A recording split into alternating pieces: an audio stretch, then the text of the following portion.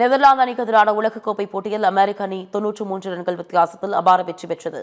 T20 உலகக்கோப்பை தொடரில் சென்னை சேப்பாக்கம் மைதானத்தில் நேற்று நடைபெற்ற போட்டியில் அமெரிக்கா நெதர்லாந்து அணிகள் மோதின.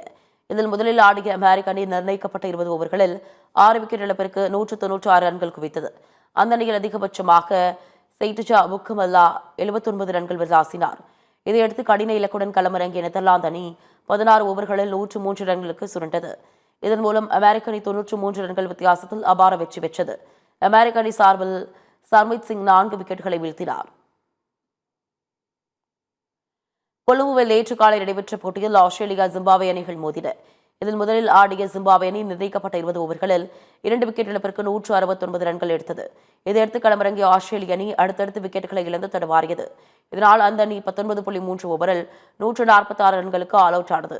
இதன் மூலம் ஜிம்பாப்வே அணி 23 ரன்கள் வித்தியாசத்தில் வெற்றி பெற்றது.